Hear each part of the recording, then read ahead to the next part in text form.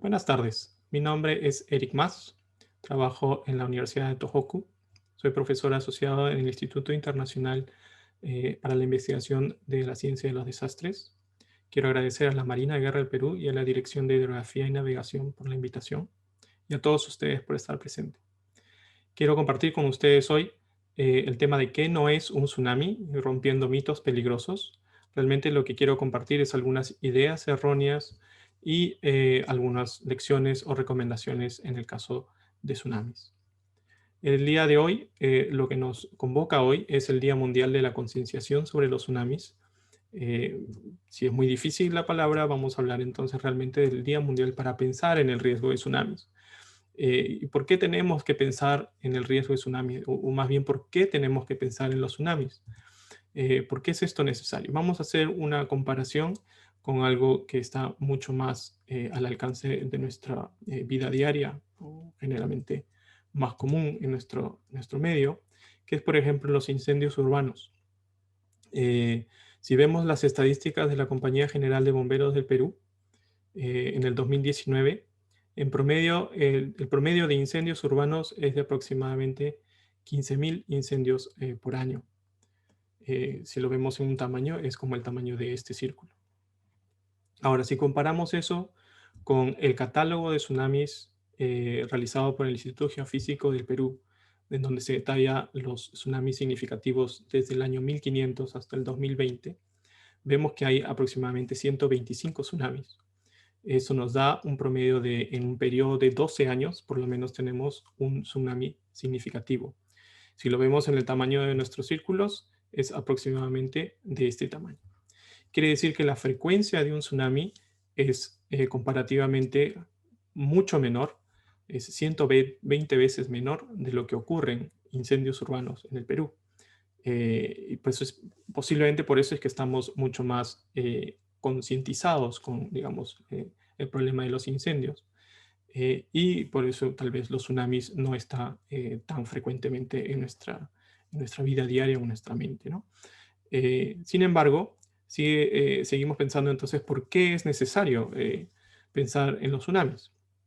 Bueno, si comparamos ahora en un incendio, el incendio más mortífero que ha tenido nuestro país, o al menos uno de los más mortíferos en los últimos años, hablamos de las víctimas del incendio de Mesa Redonda, donde 277 personas fallecieron.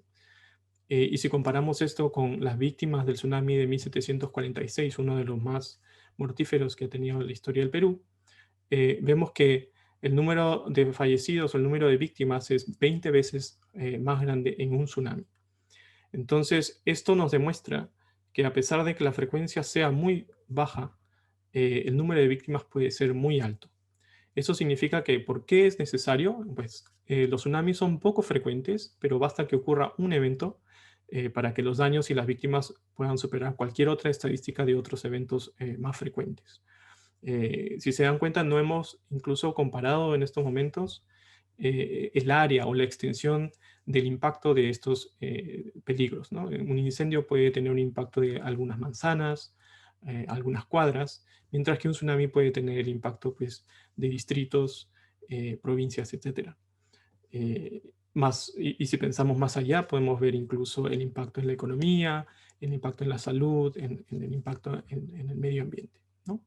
Pero quedémonos con la idea entonces de que son eventos poco frecuentes, pero cuando ocurren dan un nivel de daño o víctimas mucho mayor y por lo tanto eso hace que sea necesario que nos convoque, que tengamos este tipo de reuniones y este tipo de conversación. Generalmente yo sé que en muchos de los seminarios o muchas de las oportunidades en que hablamos de tsunami, se explica qué es un tsunami. Por lo tanto, no voy a explicar qué es un tsunami porque estoy seguro que muchos de ustedes ya conocen qué es un tsunami. Pero vamos a pasar más bien a hablar de qué no es un tsunami, ¿no? Y una de las cosas que no es un tsunami es esta idea de que un tsunami es una ola enorme, ¿no? Para empezar, no es una sola ola, como vemos en este video del tsunami del 2011 en Japón. Aquí vemos varias olas viniendo una tras de otra, es decir, como se dice, es un tren de olas, una serie de olas. No tiene la forma de una ola normal, Como ven aquí, prácticamente es una ola que no ha reventado, una ola que no ha roto hasta el momento. En algunos casos, por la batimetría, es una ola sobre otra ola. Pero lo que vemos es más parecido a una especie de una variación rápida de la marea, ¿no?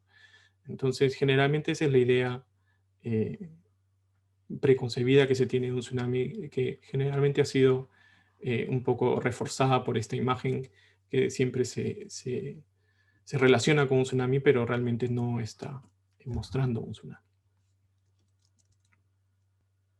Otra de las ideas no tan precisas es el hecho de que si el mar se retira es porque se va a acercar un tsunami. Para discutir esto, veamos el ejemplo del tsunami del 2004 en Indonesia. Lo que vemos en esta imagen es el área de Indonesia, Tailandia, por aquí está Sri Lanka, y estos son dos mareógrafos, uno en Sri Lanka y uno en Tailandia, ¿no? De color rojo y de color azul. Este es el área donde ocurre el terremoto y este es, digamos, un gráfico de las placas, ¿no? En este lado está la placa india y en este lado la placa de Sunda. Lo que para nosotros en el Perú podría ser, digamos, la placa de Nazca y la placa sudamericana, ¿no? Lo que ocurre aquí, entonces, en este tipo de terremotos que es de falla inversa, es que esta zona, digamos, se levanta y lo que ven aquí es que se recoge el mar y aquí van a ver entonces una ola negativa, se llama, ¿no? Es decir, aquí van a ver realmente que el mar se está retrocediendo para luego venir e inundar. Mientras que en el otro lado de la falla, lo que vemos es que no hay una ola negativa, sino que viene de frente una ola positiva. Entonces, esta idea de que el mar se retira porque es porque va a venir un tsunami, no siempre se da, ¿no? No cuando estás del lado que se hunde, digamos, no cuando estás de este lado, del lado izquierdo. Y sí se da, pues, cuando estás en el lado que se levanta. Ahora, hay otras particularidades en donde puede ser, por ejemplo, por el tipo del mecanismo del terremoto. eh, a veces, digamos, la corteza, en vez de hundirse, se levanta y eso hace que, digamos, esta variación negativa del nivel no se vea, no sea apreciada y por lo tanto no se retire el mar. Bueno, y otros tipos de efectos, como por ejemplo ondas que van corriendo a través de la costa, ¿no? Y que hacen ondas que están atrapadas en las bahías, etcétera. Bueno, muchos efectos que al final lo que hacen es que no necesariamente el mar se va a retirar después de un terremoto. Entonces, la idea aquí, para romper este mito, es no se confíen en que si el mar no se retira, no va a venir un tsunami. La siguiente idea que se tenía bastante en el 2011, en Japón al menos, muchas de las costas, muchas de las villas, muchos de los pueblos aquí tenían bastante infraestructura de protección contra tormentas y tsunamis. Y uno de esos eran los muros de contención, ¿no? Y generalmente estos muros de contención generaban bastante confianza en que la gente estaba protegida frente a los tsunamis. Lamentablemente, como el tsunami fue mucho más grande de lo que un tsunami de diseño se utilizaba para construir estas estructuras, terminaron siendo destruidas. Entonces, no siempre va a ser así, porque estas estructuras están diseñadas para resistir un límite. Este límite se establece en función a un costo-beneficio, es decir, la recurrencia de tsunamis y qué tanto queremos proteger, qué tanto riesgo podemos aceptar. Y frente a eso, si es que un tsunami es mucho mayor, se entiende que la estructura no va a resistir lo suficiente como para no dejar pasar el tsunami. Por lo tanto, lo que quiero expresar en este caso es que los muros de contención no siempre van a resistir los tsunamis. Otra idea errónea puede ser el hecho de que los sistemas de alerta no fallan, lo cual no es así. Puede suceder que existan errores humanos, puede suceder que existan errores técnicos o simplemente errores de comunicación. Y por lo tanto, nuestro comportamiento de evacuación, nuestra decisión de evacuar, no debe depender exclusivamente de un sistema de alerta. Puede suceder, por ejemplo, que el sistema de alerta sí funcione, pero nosotros estamos aislados o desconectados digamos, del ambiente exterior y por lo tanto no escuchamos la alerta. Otra situación que puede suceder es que, bueno, no exista el suficiente mantenimiento o que hay algún desperfecto, digamos, del sistema de alerta y por lo tanto la alarma nunca llegue a nuestro conocimiento. O incluso puede que la alarma se dé, el mensaje llegue a nosotros, pero no sea adecuadamente entendido. Esto sucedió en el Japón, en algunas zonas en donde sonaban las sirenas, pero algunas personas no sabían si realmente eso era prepararse para la evacuación, evacuar. Es decir, esto va de la mano con un entrenamiento, con una educación y con realmente entender cómo funciona un sistema de alerta temprana. Otra de las ideas que generalmente escucho dentro del Callao y en el Perú es el que la isla San Lorenzo es una barrera ante tsunamis. Lo que ven aquí es un estudio de Stefanakis, donde se estudia si una isla pequeña puede proteger a las costas, ¿no?, de los tsunamis. Lo que se hace es, aquí se modela una ola de tsunami frente a una isla circular artificial y lo que se ve es que al final en la costa se observan amplitudes mucho mayores de las originales. Quiere decir que esta isla incluso no está protegiendo, sino está empeorando la situación. Pero otro análisis también puede ser, por ejemplo, el del doctor Jiménez, donde, por ejemplo, vemos aquí la isla San Lorenzo, el Callao y la Punta, y en este caso vemos la misma área, sin embargo, sin la isla San Lorenzo, es decir, digitalmente se ha borrado la isla y se ha creado una batimetría artificial para hacer un modelamiento y ver cuál es el efecto del tsunami con o sin isla. Lo que vemos aquí es que la isla, al parecer, reduce de medio metro a 1,5 metros la amplitud de la ola que puede llegar a ciertas zonas del Callao. Entonces, vemos dos estudios que nos muestran diferentes resultados, por lo tanto, no tenemos un veredicto claro, pero es mejor no confiarse en que la isla protegerá a la costa de los efectos del tsunami. Eh, Esto también porque depende mucho de dónde ocurra el terremoto. Si ocurre mucho más al norte o mucho más al sur, la presencia de la isla puede realmente no significar ningún efecto en la llegada y la directividad de las olas. Otra idea es esa idea preconcebida de que un tsunami es una masa de agua y solo una masa de agua. Es importante recordar que un tsunami no es solo una masa de agua, sino que una vez que entra a la costa y empieza a inundar y a destruir viviendas o infraestructura o va arrastrando vehículos, etcétera, lleva una carga de escombros. Esta carga de escombros incluso puede llevar a su vez también incendios, ¿no?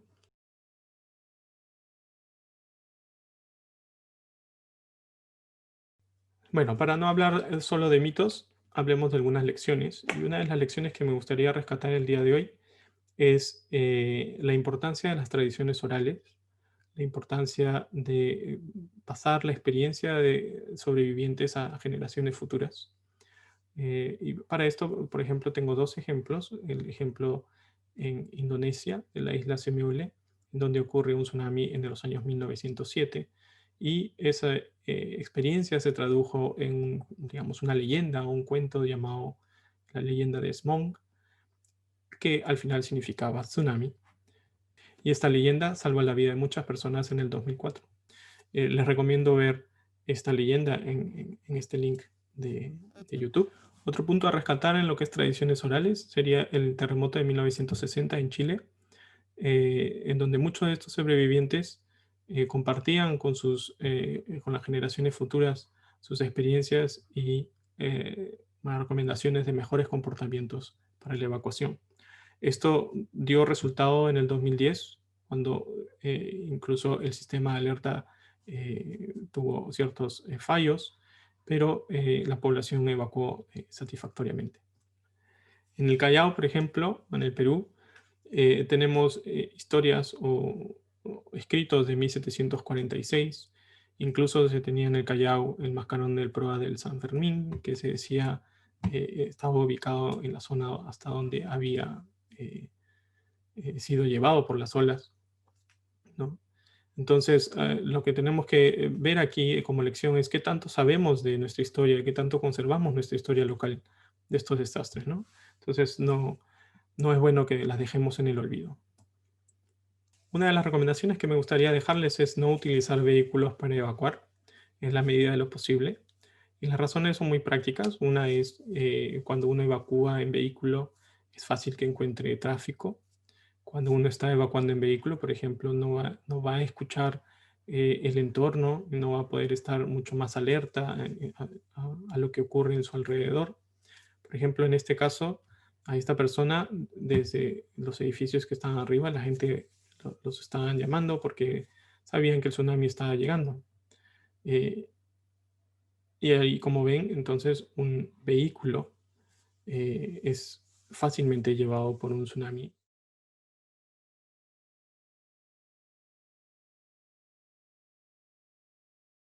También podemos pensar el hecho de que las rutas vehiculares pueden no ser las más óptimas para la evacuación y en algunos casos sea más conveniente utilizar eh, una evacuación a pie. Entonces déjeme resumir lo que hemos visto hoy. Lo primero es que un tsunami no es una sola ola, sino es una serie de olas.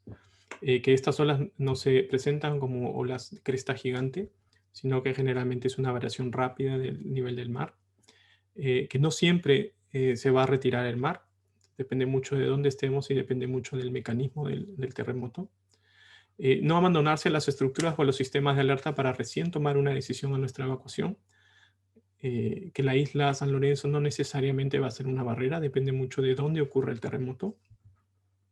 No esperar que un tsunami sea solo agua y pensar que un tsunami trae bastantes escombros y por lo tanto estos también pueden ser peligrosos en el impacto.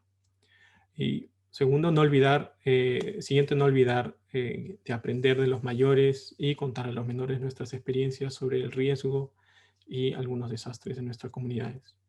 Y finalmente, en la medida de lo posible, no utilizar vehículos para la evacuación. Bueno, con esto quisiera concluir en mi presentación, no sin antes agradecer de nuevo a la Marina de Guerra del Perú, agradecer a la Dirección de Geografía y Navegación y personalmente agradecer al ingeniero Kuroiwa, quien fue mi mentor, y que en una de sus últimas entrevistas decía, generalmente uno no entra en pánico si sabe qué es lo que debe hacer. Y precisamente eso es lo que estamos haciendo hoy. Con este seminario estamos aprendiendo a saber qué es lo que tenemos que hacer en caso de que ocurra un tsunami. Muchas gracias.